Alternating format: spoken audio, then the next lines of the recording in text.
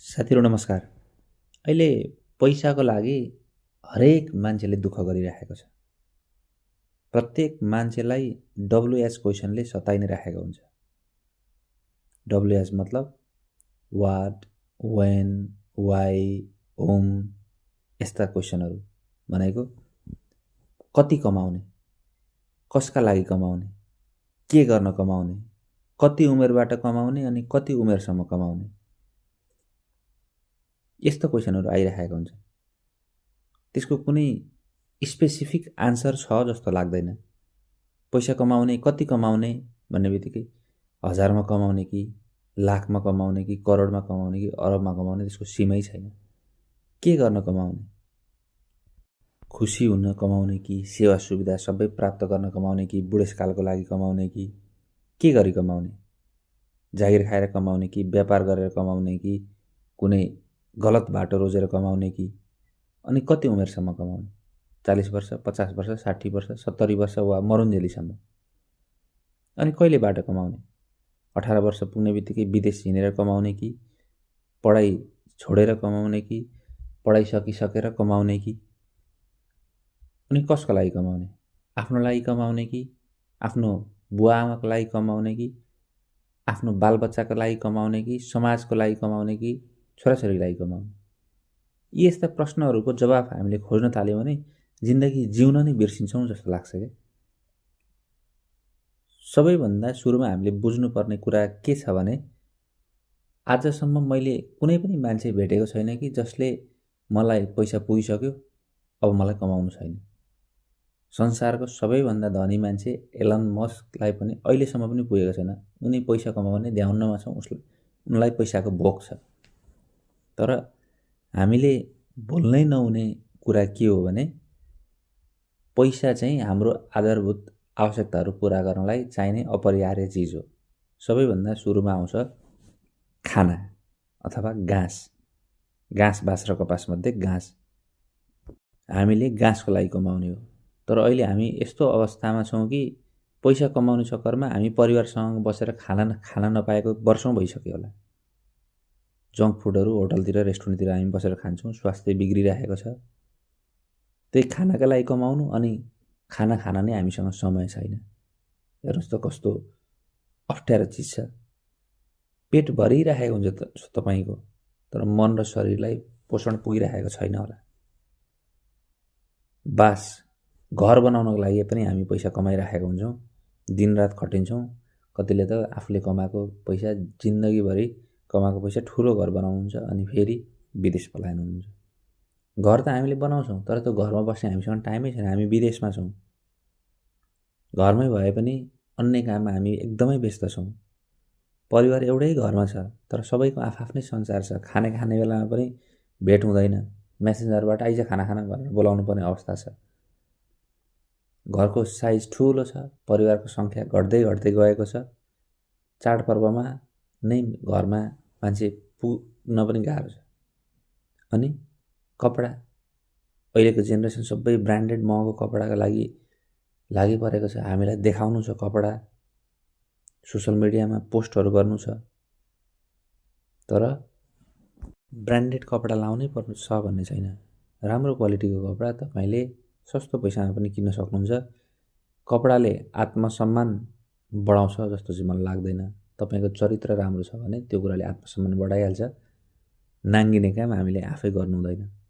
अनि अर्को कुरा भनेको यी तीनटा मेजर चिज बाहेक शिक्षाको लागि पनि हामीले कमाइराखेका हुन्छौं। अहिलेको नेपालको अवस्था हेर्ने भने हुन त कक्षा 11-12 सम्म नेपाल सरकारले निशुल्कै भनेर चाहिँ प्रावधान त्यो राखेको छ। तर हामी धेरै मान्छेहरू चाहिँ पैसा कमाउन थाल्यो भने हैन, प्राइभेट स्कुलमा पढाउन, प्राइभेट कलेजमा पढाउन भन्ने छ। अनि त्यो डिग्री सङ्कलन गर्न पैसा राम्रै खर्च गर्नुपर्ने छ। हामी स्कुलमा वाद विवाद त भइरहेको हुन्छ धन थुल्यो कि विद्या भनेर। तर त्यही विद्या पाउनलाई पनि धन खर्च गरिराख्नु परेको हुन्छ। अनि त्यही धन आर्जन गर्न पनि विद्याको खाँचो छ। तर हामीले बच्चाबच्चीलाई ठुलो स्कुलमा महँगो स्कुलमा पढाउने बित्तिकै राम्रो हुन्छ भन्ने छैन। बच्चालाई रोबोट बनाउनु हुँदैन। अहिलेको संस्कारै के डेभलप भएको छ भने कक्षा 12 सक्ने बित्तिकै विदेश पलायन भइहाल्ने, त्यो विदेश पलायन हुनु भनेको हामीले आफ्नो छोराछोरीलाई बेच्नु हो। त्यति कुरा तपाईँहरूले बुझ्नुहोस्। हामीले आफ्नो बालबच्चालाई दिँदै गरेको शिक्षाले चाहिँ उनीहरूले जीवन जिउन सिक्नुपर्छ क्या। पैसा कमाउने मात्रै उद्देश्य हुनु हुँदैन। एकदमै सेल्फिस बच्चाहरू हामीले जन्माउनु हुँदैन। त्यसको मतलब यो होइन कि तपाईँले जन्माइसकेको बच्चालाई शिक्षा नदिनुहोस्, तर शिक्षासँगै संस्कार पनि दिनुपर्छ। र स्वास्थ्य उपचारमा पनि ठुलो पैसा खर्च हुन्छ, विशेष गरी नेपालको सन्दर्भमा।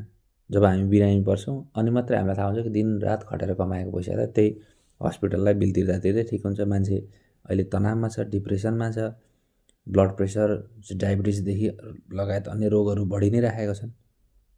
त्यसैले पैसा कमाउने चक्करमा आफ्नो स्वास्थ्य नबिगार्नुहोस्। Prevention is better than cure भन्छ नि। रोग लाग्न नदिनु नै बुद्धिमानी हुन्छ, रोग लागिसकेर फेरि त्यसलाई उपचार गर्नुभन्दा।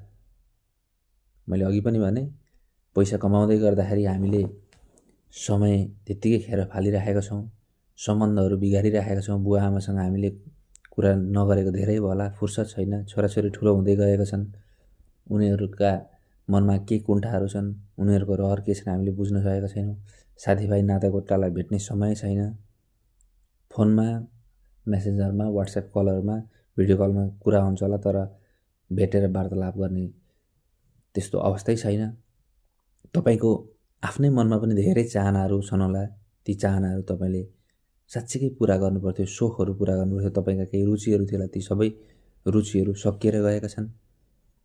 बिहानै उठेर सूर्य उदाएको अथवा राति जुन नहेरेको धेरै भइसक्यो होला। तपाईँले बाहिर प्रकृतिमा मजाले खाली खुट्टा शीतमा हिँडेका ती दिनहरू त धेरै पुराना भइसक्यो होला। चराचुरुङ्गीको चिलबिल नसुनेको, बिहानको हावा महसुस नगरेको वर्षौँ भइसकेको हुनसक्छ। कतै हामी कन्क्रिटको जङ्गलमा मात्रै बाँचिरहेका त छैनौँ।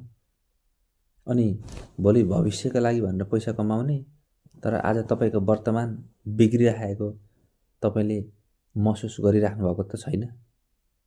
जब म पैसा कमाउँछु अनि खुसी हुनेछु भन्नुहुन्छ नि तपाईँ, त्यो सरासर झुट हो साथीहरू। पैसा कमाउँदै गर्दा आफ्नो जीवनलाई सन्तुलित पनि बनाउँदै जानुपर्छ। हरेक कुराको लिमिटेसन हुन्छ कि कति पैसा कमाउने, परिवारलाई कति समय दिने, आफ्नो लागि कसरी समय छुट्याउने, समाजको लागि कति छुट्याउने, बिहान उठेर चाहिँ प्रशस्त पानी पिउने, नियमित व्यायामहरू गर्ने, योगा गर्ने, समयमा खाने, समयमा सुत्ने। अहिले हेर्नुहोस् त, विशेष गरी धेरै मान्छेहरू लेट नाइटर भएका छन्। रातभरि चाहिँ काम गर्ने अनि दिनभरि सुत्ने। बच्चाहरूलाई पैसा मात्रै दिएर पनि हुँदैन नि, माया पनि दिनु पर्यो, संस्कार दिनु पर्यो, उहाँहरूलाई खेल्ने टाइम दिनु पर्यो। हामी बच्चाहरूलाई पनि अहिले आफू जस्तै लो व्यापारमा लागिहाल के गरे, उनीहरूको ह्युमन राइट्स कता गयो? बच्चाको त आफ्नो खेल्ने, जिस्किने, रमाइलो गर्ने टाइम पनि हुन्छ होला नि। अनि हामीले आफ्नै जीवनलाई चाहिँ सरल नबनाएर एकदम भेग बनाइरहेका छौँ। देखावटीपनबाट मुक्त हुनु साथीहरू। आवश्यकतामा खर्च गर्नुहोस्, तपाईँको आत्मिक शान्तिमा खर्च गर्नुहोस्, बचत गर्नुहोस्, लगानी गर्नुहोस्, तर जिन्दगी जिउन चाहिँ बिर्सिनु हुँदैन कहिले पनि। हामी यो संसारमा जिउनको लागि आएका हौँ क्या, जित्न मात्रै होइन, पैसा कमाएर थुपार्न मात्रै आएका होइन। भोलि मरेर जाँदाखेरि त त्यो लिएर गइँदैन।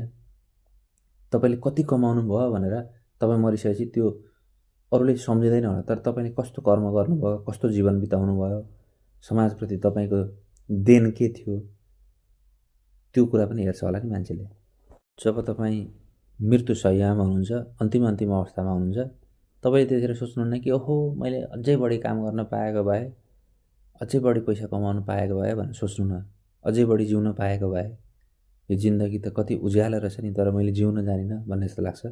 पैसा कमाउँदै गर्दाखेरि पैसा, समय, सम्बन्ध, स्वास्थ्य, शान्ति, खुसी सबै कुरालाई ब्यालेन्समा लिएर जानुहोस्। यदि तपाईँले यी मध्ये कुनै पनि एउटा चिज गुमाउनु भयो भने जिन्दगी अधुरो हुनसक्छ। त्यसैले आजकै दिनबाट परिवारको लागि समय छुट्याउनुहोस्, प्रकृतिसँग, आकाशसँग, हावासँग, पानीसँग घुलमिल हुनुहोस्। अनि आफैले आफैलाई सोध्नुहोस्, के म खुसी छु?